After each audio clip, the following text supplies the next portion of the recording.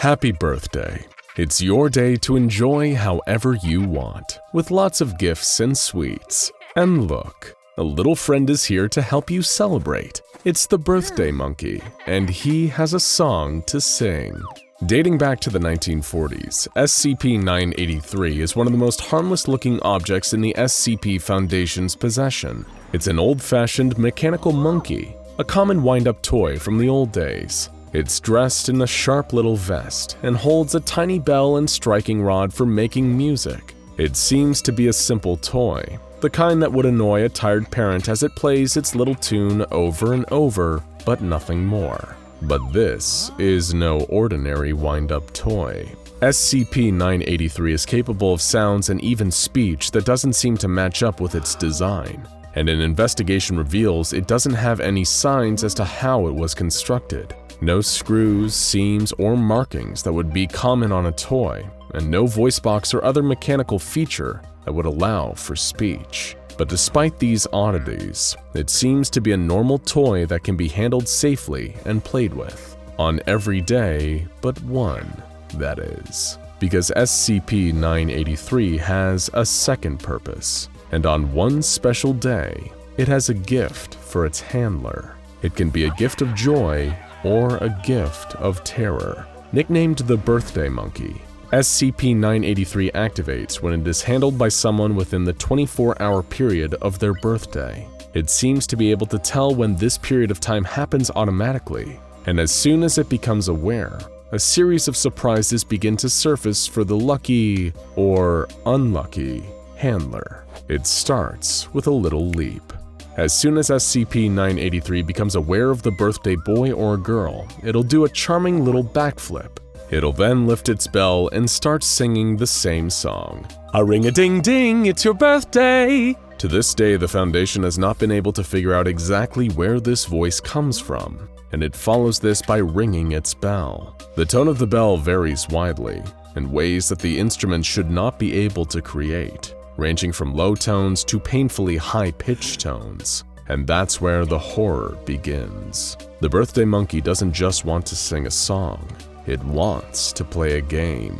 The song will repeat every 3 to 4 seconds, marked by rings of the bell. And for every ring of the bell, the birthday boy or girl will age a year, continuing until they die of old age or win the game.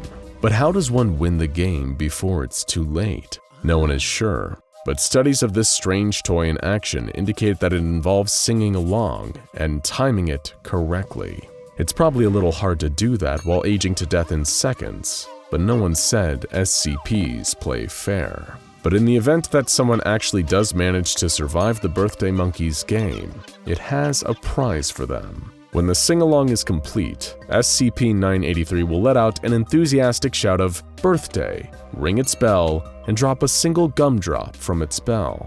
But which gumdrop depends on just how well the birthday victim did. A perfect sing-along will result in a clear candy that seems to glow. If it's a little less than perfect, the candy won't glow, but it'll work the same. And both candies have a very valuable property. When eaten, the candy will immediately reverse any age lost during the game. But does the perfect score give another prize? Studies of the rare glowing candy led the Foundation to believe that it may also provide a bonus effect, making the person who eats it younger and giving them a longer lifespan or better health. But this is largely guesswork, because the candy is produced so rarely and the effects would only become clear after years or decades of study. But not all candies are to be eaten. Many candies of different appearance and quality have been produced. All can be eaten safely, except the black ones, which represent a failed sing-along. The effects of this candy were discovered the hard way, because the first time SCP-983 was activated, it was activated in the wild, before the Foundation had secured it. And everyone knows that an SCP in the wild can be a terrible thing. It was at a local flea market when the buyer noticed the sharp-dressed little monkey. The buyer, having a friend who loved monkeys, thought this would be a perfect gift. The seller was not as enthusiastic and warned the buyer that it shouldn't be handled or even seen by anyone on their birthday. But even the seller didn't really believe this, saying that it might have just been an old legend that had been passed down for years. It didn't dissuade the buyer, and off the monkey went to its new home. SCP-983 was activated at an office party where the monkey was presented as a gift. The guest of honor loved it at first, until it started singing. The staff noticed that as the monkey kept singing, their coworker became more and more upset. The monkey kept singing, and he started to search for a way to turn it off, but there was no button or any other way to deactivate it. And that's when the coworkers noticed something disturbing. The honoree seemed to be getting weaker and weaker, and there were even streaks of gray appearing in his hair. His skin was getting more wrinkled and weathered. Soon his hair was entirely gray, and he simply returned the monkey to where it was as it continued to sing. He seemed to give up, begged for someone to turn it off, and waited to expire. By the time the Foundation arrived on the scene, it was already too late. There was nothing left of the birthday boy but a desiccated skeletal corpse. The monkey had been able to sing at least 30 more verses, and no one had truly understood what was going on.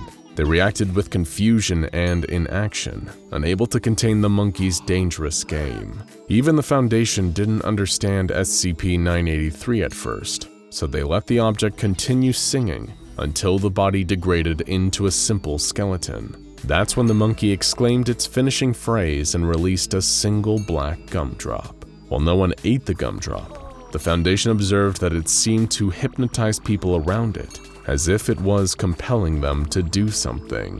What is lurking within the black gumdrops, and do they want to be consumed? The birthday monkey was taken into SCP custody, and it became clear that it was harmless to everyone for 364 days of the year. The Foundation wanted to understand more about this odd toy, so they fell back on their best resource for testing, D-Class personnel, who got the chance to show off their singing skills with much higher stakes than your average round of karaoke.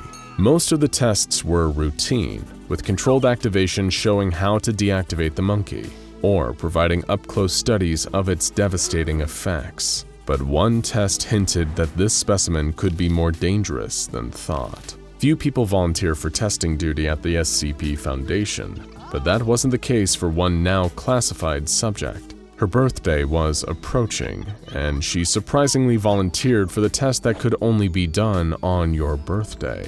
She had an oddly upbeat attitude and seemed oddly excited about her birthday. The test was approved, and she was given limited information. She was given the monkey as a wrapped gift, told it would sing, and encouraged to sing along for a video, but her reaction indicated she might know more than expected. As soon as the gift was unwrapped, the SCP began singing. After missing the first verse, the subject picked up the words and started to sing along, not just competently, but perfectly and enthusiastically. Soon enough, she started aging rapidly, but didn't seem distressed by this at all. She maintained her high level of enthusiasm even as the monkey sang for over 40 verses and aged her over 40 years. She seemed unaware of these drastic changes and never missed a beat of the song until the monkey issued its finishing exclamation. And now, it was time for her prize. The gumdrop that fell from the bell was a new one, completely white and almost shockingly bright. It glowed, and the subject was immediately enchanted by it. Even the attending scientists and staff couldn't help but comment on how impressive it was. The subject was allowed to consume it to see its effects, and was monitored for an hour afterward. When nothing unusual happened besides the reversal of the aging, the subject was excused to return to her quarters, and that's when things took a shocking turn. In an effect never seen before, the subject suddenly exploded with a brilliant burst of white light. Whatever this light was, it was strong enough to knock out all the cameras in the vicinity. Everyone in her presence was temporarily blinded, with it taking 5 minutes for their eyesight to return. No long-term ill effects were shown, but the staff that entered the room after the blast noticed that the odd glow remained in the room.